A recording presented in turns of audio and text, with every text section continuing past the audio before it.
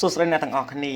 ថ្ងៃនេះ Channel Don CEO នឹងលើកយកការសន្ទនាមួយដើម្បីបង្ហាត់អ្នកទាំងអស់គ្នា A favorite subject មុខវិជ្ជាដែលចូលចិត្ត What subjects did you learn in school តើមានមុខវិជ្ជាអ្វីខ្លះដែលអ្នកបានរៀននៅសាលារៀន I learned math, science, physics, biology, geography, history, literature, English,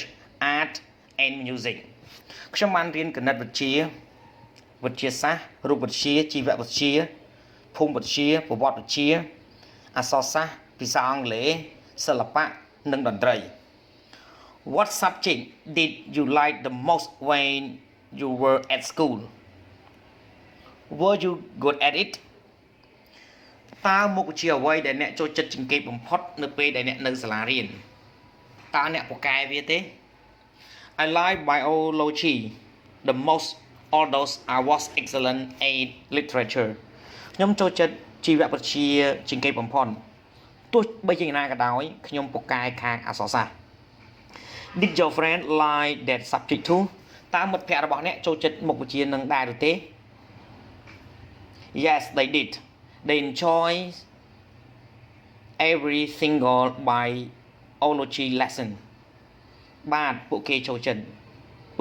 តតែមេរៀនជីវវិទ្យាមួយប៉ុណ្ណោះ Was the textbook written in English or any other language តើសៀវភៅពុម្ពត្រូវបានគេសរសេរឡើងជាភាសាអង់គ្លេសឬក៏ភាសាផ្សេងៗទៀត It was written in English វាត្រូវបានសរសេរឡើងជាភាសាអង់គ្លេស Who taught that subject តើនរណាគេបង្រៀនមុខវិជ្ជានោះMy teacher was Mrs. Karen from the US គ្រូបង្រៀនរបស់ខ្ញុំគឺអ្នកស្រី Karen មកពីសហរដ្ឋអាមេរិក How was that subject helpful to you តើមុខវិជ្ជានោះមានប្រយោជន៍យ៉ាងម៉េចដែរចំពោះអ្នក It helped me a lot in becoming a biology teacherវាបានជួយខ្ញុំជាច្រើនក្នុងការក្លាយទៅជាគ្រូជីវវិទ្យា How often did you learn that subject តើជាញឹកញាប់អ្នករៀនមុខវិជ្ជានោះប៉ុន្មានដង I often had biology lesson 5 times a week ជាញឹកញាប់ខ្ញុំរៀនមេរៀនជីវវិទ្យា5ដងក្នុងមួយសប្តាហ៍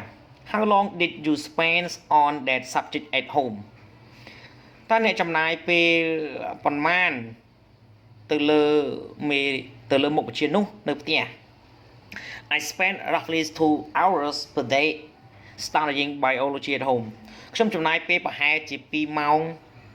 ក្នុងមួយថ្ងៃដើម្បីរៀនជីវវិទ្យានៅផ្ទះ Have you ever attended any extra classes for that subject តើអ្នកធ្លាប់បានចូលរួមការបន្ថែមម៉ោងសម្រាប់មុខវិជ្ជានោះដែរឬទេ Yes I have I usually attended evening classes បាទខ្ញុំធ្លាប់ជាធម្មតាខ្ញុំបានចូលរួមនៅថ្នាក់ពេលល្ងាច Is it important to study hard on both social science and natural science តើវាមានសារៈសំខាន់ទេដើម្បីសិក្សាទាំងពីរទាំងវិទ្យាសាស្ត្រសង្គមនិងវិទ្យាសាស្ត្រពិតNo, it isn't. Students should study the ones they like and those